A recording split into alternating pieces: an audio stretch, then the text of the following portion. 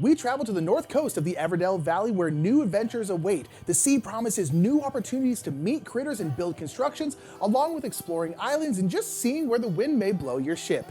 This is Farshore, which is based on the game Everdell and is again designed by James and Clarissa A. Wilson and published by Tabletop Tycoon, who helped sponsor this video.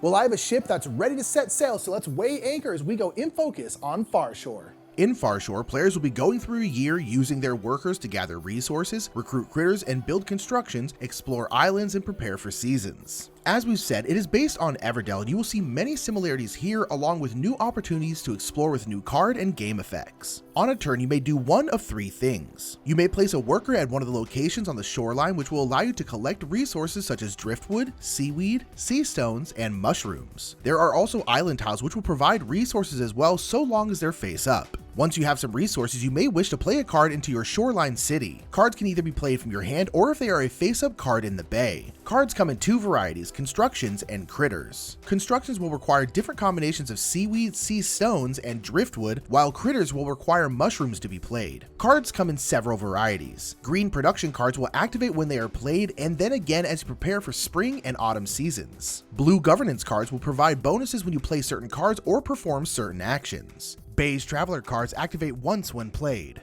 Red Destination cards will give you additional places to place your workers, and Purple Prosperity cards will give bonus points depending on how you did in the game. In Farshore, you will now have the opportunity to move your ship when playing cards. There are two Windrose tiles active at all times, and if your card matches one or both of those Windrose tiles, you can move your ship 1 or 2 spaces respectively. Along the path of your ship, you will come across treasure chests, which can be used as any of the resources in the game, or they can be saved and will be worth 2 points at the end of the game. Additionally, your ship will grant you points based on how far it traveled during endgame scoring. Players are granted 3 anchors to start the game, and they may use them on any construction card to instantly play a critter for free, but use these anchors wisely as they are never replenished. Players may visit the dunes to collect map tiles based on the color of cards they have collected, which will grant endgame points. Once you have placed all your workers, you can decide to prepare for the next season. This will allow you to reclaim your workers as well as gain a new worker. When preparing for spring, you will gain a new worker and activate all of your green production cards. When preparing for summer, gain a new worker and draw 2 cards from the bay. In autumn, you gain your final worker and you can draw 2 cards from the deck and or the bay, and then you may once again activate all of your green production cards. Each time the last player to prepare is preparing for a season, they will also be a change in the winds, and the top Windrose tiles of both stacks will be replaced by a new tile awarding ship movement for different types of cards. Additionally, when the last player who hasn't prepared for summer prepares, they will also bring about high tide. When this happens, 2 island tiles of their choice will be flipped face down for the rest of the game. Players will try to have as productive a year as possible until they finally end their game, after using up all their workers and playing as many cards as they can fit in their 3x5 city. Once everyone has ended their game by passing, final scores are tallied. Players will score points for any point tokens collected during the game, the listed value of all played cards plus any bonus points for Purple Prosperity cards. Leftover treasure tiles are worth 2 points each, and maps will give points based on how many you collected and their individual value,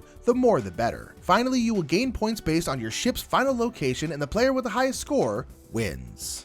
Much like in Everdell, in Farshore, you are trying to have the best year you possibly can.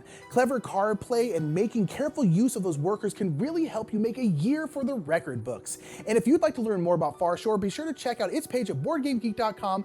And until next time, I'm Nick Murphy, and we've been going in focus on Farshore. Have a great day.